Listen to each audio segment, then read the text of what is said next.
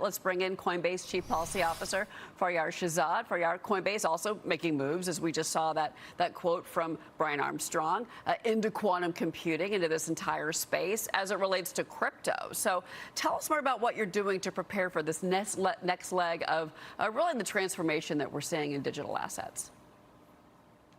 Well, on the quantum side, Coinbase has always been on the leading edge of providing security for our customers.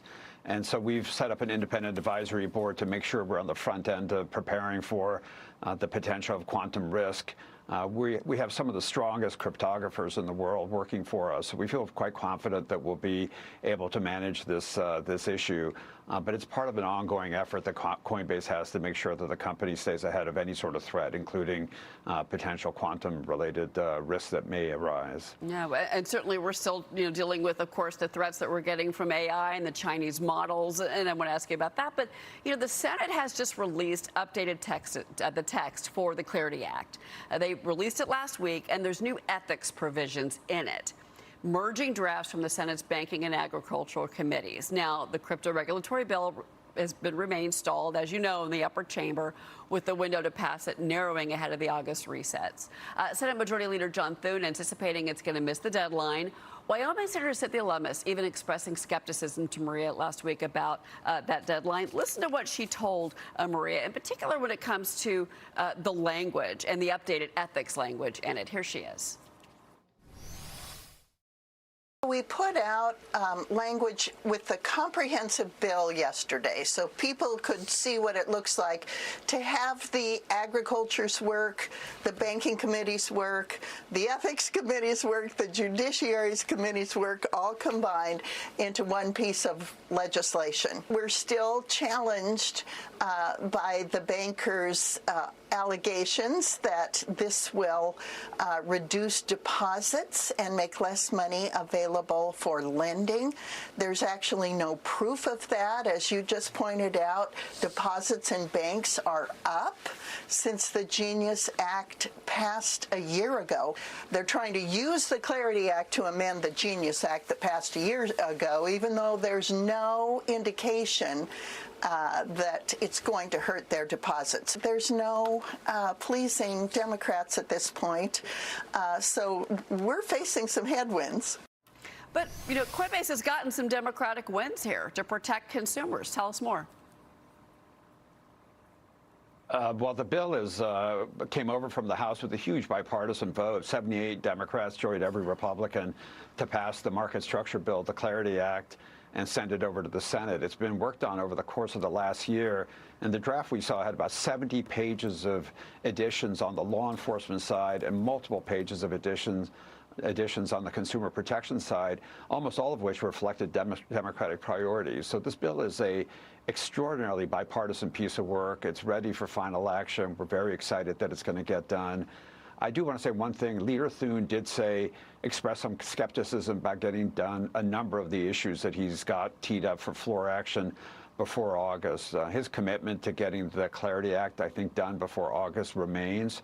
I've talked to his office, and we're hopeful that will happen. I think we'll have a vote as early as Monday of next week, and then we'll be able to get it done and hopefully let the Senate go back for the August recess with an important bipartisan win under their belt. Yeah, no, to your point, they've got a short legislative window to accomplish several pieces of the president's agenda, and Clarity is one of them. Goldman Sachs CEO David Solomon broke away from the majority of the banks as he is now heaping praise on Clarity. He told Politico that the legislation's not perfect, but it creates an even playing field. Here's what he said in part. I'm very supportive of moving the Clarity Act forward so we can get some market structure in place and start to move the innovation process along. Faryar, do you foresee a moment where other bank CEOs get on board with Clarity? Well, the irony of the situation we're facing with the bank lobby in Washington is that all the banks are actually moving quickly to adopt crypto and stablecoin in their own systems. Coinbase actually works with a number of the leading banks as they integrate this technology into their infrastructure.